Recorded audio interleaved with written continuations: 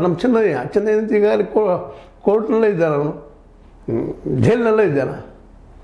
ಅವರು ಒಮ್ಮೆ ಹಾಗೆ ಒಮ್ಮೆ ಇನ್ನೊಮ್ಮೆ ಹೀಗೆ ಅನ್ನುವಂಥ ಎರಡು ರೀತಿ ಸ್ಟೇಟ್ಮೆಂಟ್ ಕೊಡ್ತಾ ಇದ್ದಾರೆ.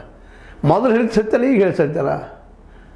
ಮತ್ತು ಇನ್ನೊಂದಿಲ್ಲ ಗಮನಿಸ್ಬೇಕಾಗಿದ್ದೀರಪ್ಪ ಅಂದರೆ ಈ 4 ಜನ ತಿಮ್ರೋಡ್ ಆಗಿರ್ಬೋದು, ಮಟ್ಟಣ್ಣವರಾಗಿರ್ಬೋದು, ಅವ್ರ ಜೊತೆಗಾರರಾಗಿರ್ಬೋದು, ನಮ್ಮ ಚೆನ್ನೈನ ಬೆದರಿಸೋಕ್ಕೆ ಸಾಧ್ಯ ಇಲ್ಲ. ಭಾಳ ದುಡ್ಡು ಕೊಟ್ಟಿರ್ಬೋದಿಲ್ಲ ಅಂತಲ್ಲ, ಆದ್ರೆ ಕೋಟಿಯಿಂದ ಕೊಡುವಂಥ ಆಸ್ತಿ ಅದನ್ನು ಅವರಲ್ಲೇ ಕೋಟಿಯಿಂದ ಕೊಟ್ಟು ಅವ್ರು ಸುಳ್ಳು ಹೇಳಿಸ್ಲಿಕ್ಕೆ ಹಚ್ಚಿದ್ರೆ ಬೆದರಿಸೋದಂತೆ ಅವ್ರು ಪೊಲೀಸರು ಅಲ್ಲ, ಮತ್ತೊಬ್ಬರು ಅಲ್ಲ, ಅವ್ರಿಗೆ ಅಧಿಕಾರವೂ ಇಲ್ಲ, ಆ ಕೆಲಸ ಮಾಡಲಿಕ್ಕೆ ಸಾಧ್ಯ ಇಲ್ಲ. ಅದು ಆದರೂ ಒಮ್ಮೆ ಹಾಗೆ ಒಮ್ಮೆ ಹೀಗೆ ಮಾತಾಡ್ತಾನೆ ಚೆನ್ನೈ. ಇದ್ರಲ್ಲಿ ಯಾವುದು ಸತ್ಯ ಅನ್ನೋದು ಐಡೆಂಟಿಫೈ ಮಾಡಬೇಕಾಗಿತ್ತು SIT, ಅದು ಸಹಿತ ಕ್ಲಿಯರೆನ್ಸ್ ಇಲ್ಲ. ಅಂದರೆ ಒಟ್ಟಾರೆಯಾಗಿ ಇನ್ನೂ SIT ಗೊಂದಲದಲ್ಲಿದೆ.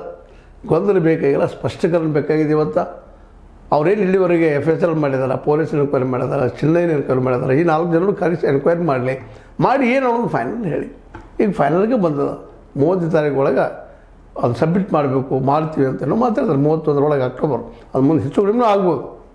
ಅಂದ್ರೆ ಒಟ್ಟಿನಲ್ಲಿ ಏನು ನಡೆದ, ಇವೆಲ್ಲ ನಡೆದ ಘಟನೆಗಳು ಸುಳ್ಳ ಅದು ಸತ್ಯ ಆದರೆ ಇದು ನಿಂತವ್ರು ಯಾರು ಈಗ ಬಂದು ನಿಂತಿದ್ದ ಅಲ್ಲಿಗೆ ಇದೆಲ್ಲ ಕೂತವ್ರಿದ್ದಾರೆ.